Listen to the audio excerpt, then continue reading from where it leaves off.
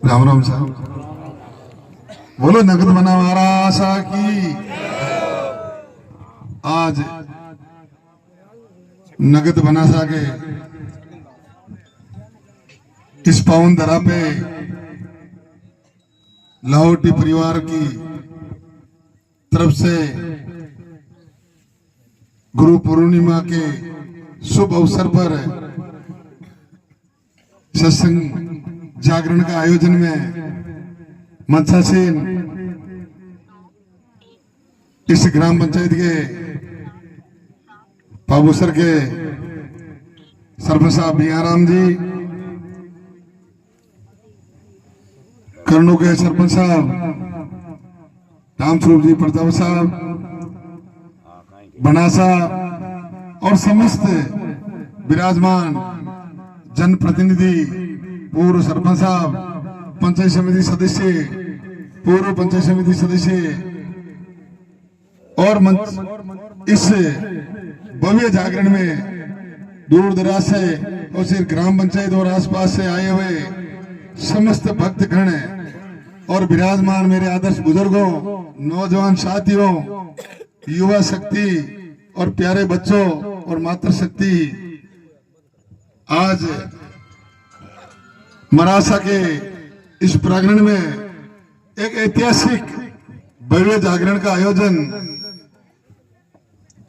लाहौटी परिवार की तरफ से और आप सबका, इस ग्राम पंचायत का, पाबूसर का और आसपास के सब क्षेत्र के लोगों का सहयोग से ये इतना बड़ा भव्य मरासा के जागरण का जो स्वरूप देखने को मिला, आप सबका आपस का प्रेम और भाव और मरासा का आशीर्वाद हम सब पे ऐसा है और आगे ही ऐसा हम सब पे मरासा का आशीर्वाद बना रहे और आपस में हम सब लोग मिलजुल कर रहे और आगे बढ़े फूले।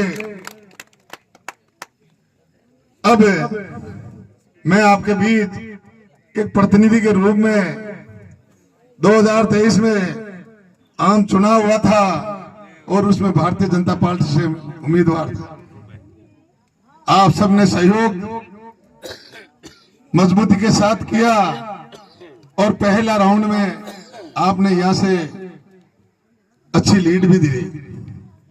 आगे जाते जाते कुछ मतों से अपन पराजित हो गए, लेकिन सरकार आपकी, राजस्थान में भारतीय जनता पार्टी की, आप सबका सहयोग, फिर लोकसभा चुनाव हुआ, हमारे यहां से प्रत्याशी जीते, वो लोकसभा में चले गए, फिर हमें हमारा क्यूसर का उपचुनाव आने वाली इस 13 तारीख को, परसों चुनाव आयोग की घोषणा 13 नवंबर को आने वाली 13 नवंबर को अपने क्यूसर विधानसभा का चुनाव है।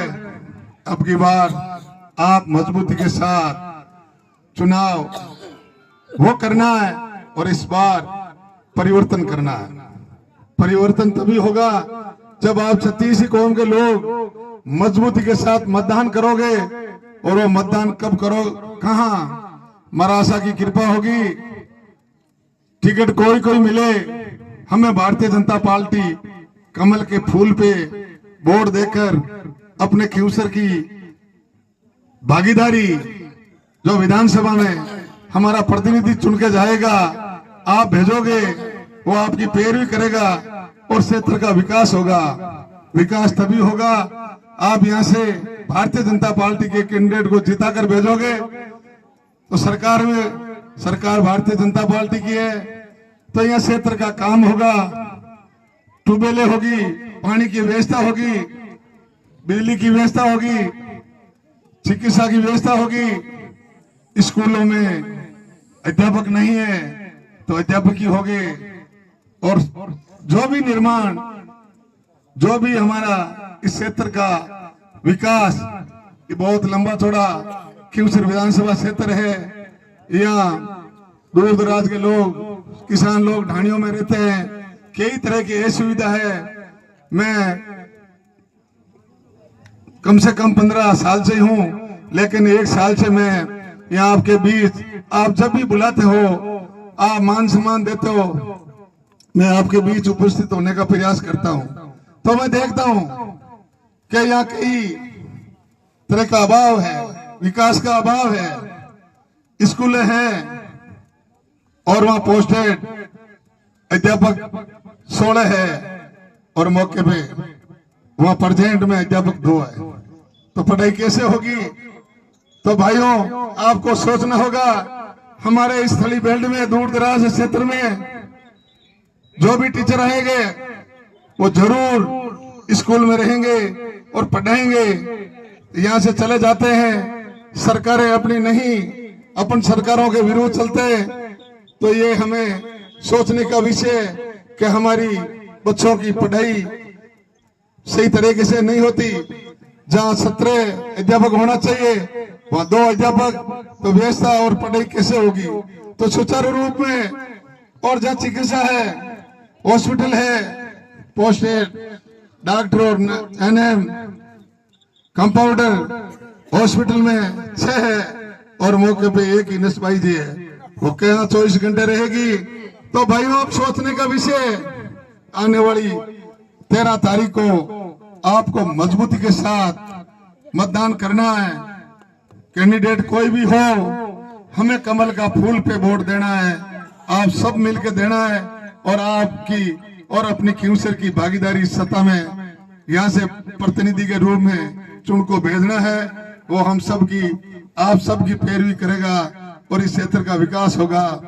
पुणे में नगद बना था महाराष्ट्र की पवन धरा पे, महाराष्ट्र से यही कि हम सब पे कृपा बनी रहे और आपस में हम सब 36 कौम के लोग मिलजुल के रहे और स्वस्थ रहे और आपका आशीर्वाद बना रहे।